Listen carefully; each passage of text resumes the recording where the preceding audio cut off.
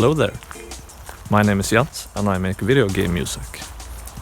I've been making music for about 1 year now, and I've made music for these games and a few more, as well as some music packs.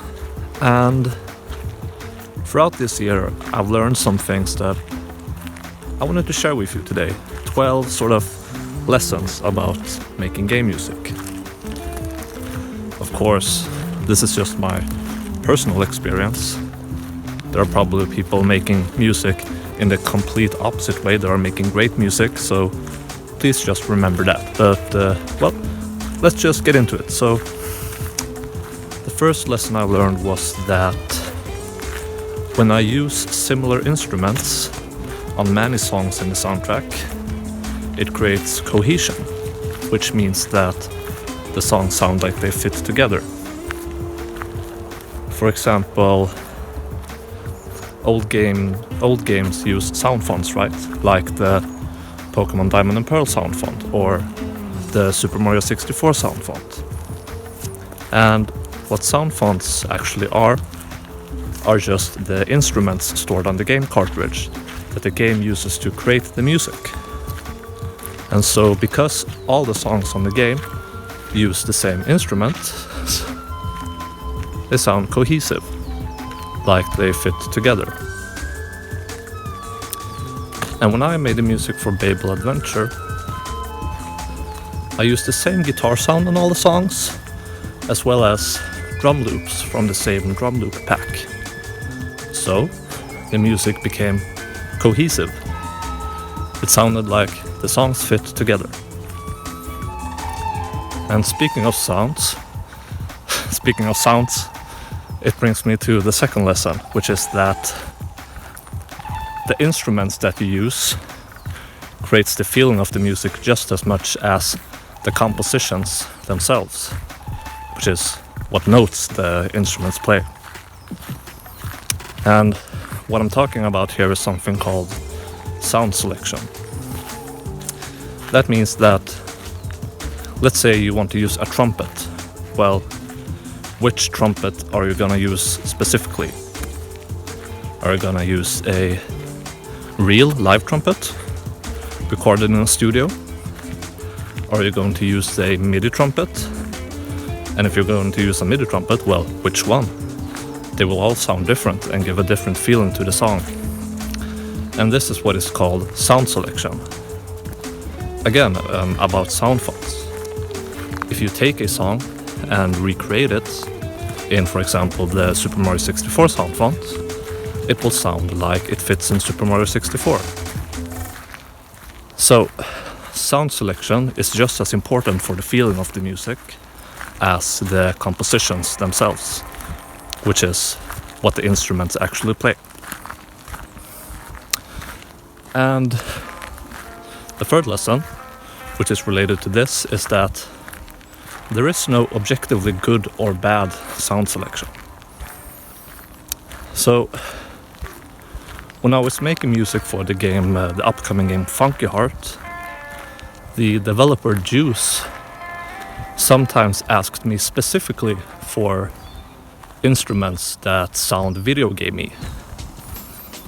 And at first it surprised me a bit, because in like pop music or, you know, commercial music, many people don't really like video gamey sounding instruments because they think that they sound like cheap or plasticky.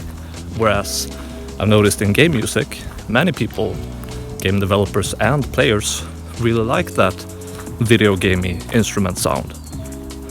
They might describe them as digital or nostalgic.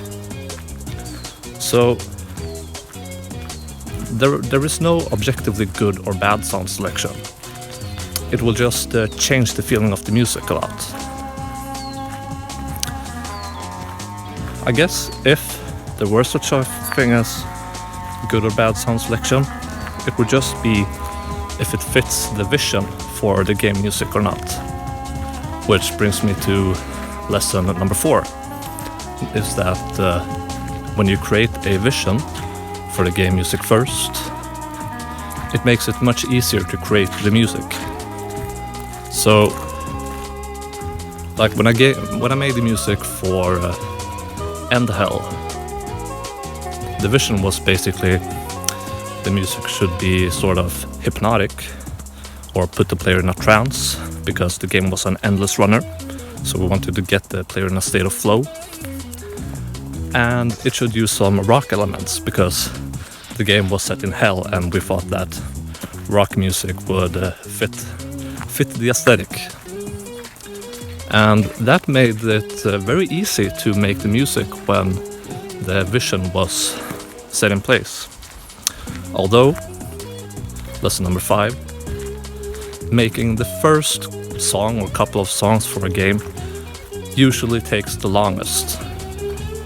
So when you're making the first couple of music pieces for a game, you might not have figured out the vision entirely, and well, you just need to figure some things out.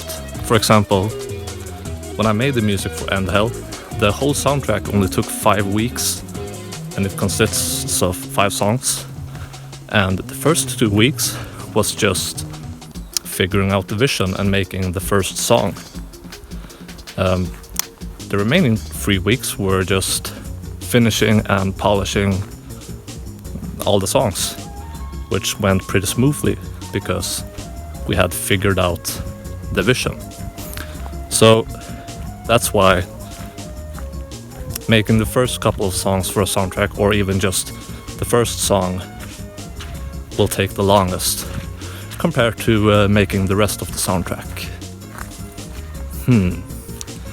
Let me just check what I was gonna talk about next here. It was...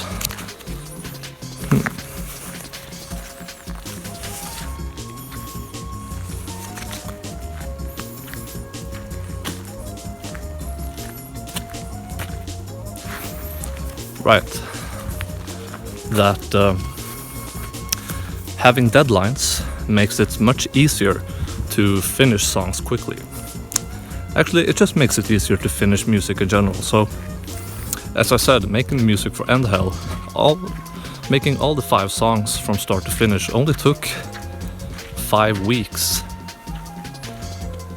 And that's because I think we adapt. Like, if we have an infinite amount of time to make one song, we will probably use that amount of time to, well, make one song.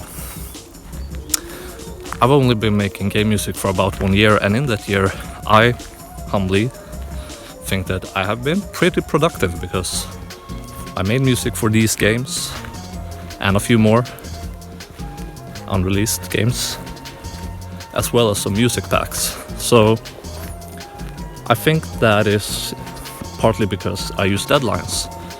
And I don't even have like tight deadlines. I usually take 2 weeks to make a song. And still, I've managed to make a lot of songs in this year. I also think deadlines are good because, lesson number 7, I think it's better to make many songs than to obsess over one song. And that is because I think when you make a lot of songs, you learn a lot of things quickly, instead of like trying to make one song as good as possible. In that amount of time, you could have made 10 songs and improved something each time. And by the time you made the 10th song, you will probably make like a really good song, compared to if you had just tried to make that first song 2%, 5% better. Because you can only polish a piece that much, whereas instead, if you make a lot of songs, you keep getting better, and your music keeps getting better as well.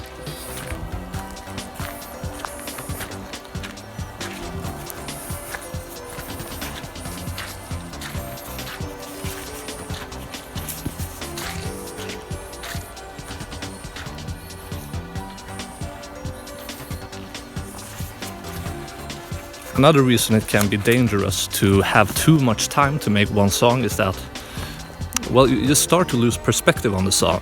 You start to think like, this could be better, this could be better.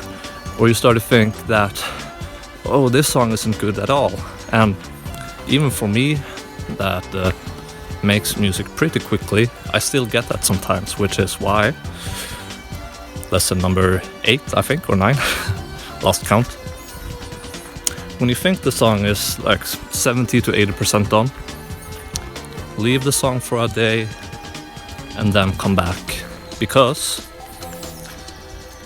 you give your ears and mind time to rest, which means that when you come back to the song, you can hear things more objectively. You can hear things like maybe your kick drum is way too loud, or maybe that transition that you just couldn't figure out was actually fine the whole time. You were just obsessing over it for no reason.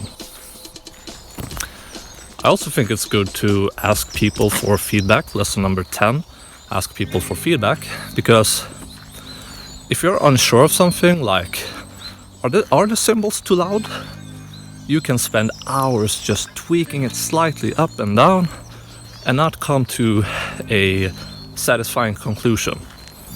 So if you just ask someone like, hey, do you think the cymbals are too loud in the song? With a reference, like, do you think the cymbals are too loud in the song compared to the song I'm trying to sound like? Most of the time they will probably just say, no, I think it sounds fine, which is when I realize that, oh, I spent a lot of time obsessing over details that no one cares about. So ask for feedback with a reference, which brings me to point number 10. Oh, is this the point number 10? Yeah, now I'm at lesson number 10. Always use reference songs when making game music, especially when you are making music for somebody else, or you are getting somebody else to make music for you. And a reference song is just a song that shows how you want the music to sound like. So what happens when you don't use a reference song? Let's say you're a game developer and you want someone to make music for you. And you say, hey, can you please make a song that sounds dark? Right? And in your head you're thinking like dark orchestral brass and strings. And the game composer goes and makes a song, and it's not at all what you expected, because they thought that dark meant like heavy electric guitars. So that's why using a reference song can be very helpful. Instead of saying, hey, can you please make a song that sounds dark? You can say, hey, can you please make a song that sounds dark, like Beethoven's Fifth Symphony. Now you both understand what the song should actually sound like. And if you're a game composer, please always ask for references. I made music for a game once that never came out, and I asked, so how do you want the music to sound like? And the developer said, I don't really know, so I don't want to restrict you, just do whatever you like, Jens.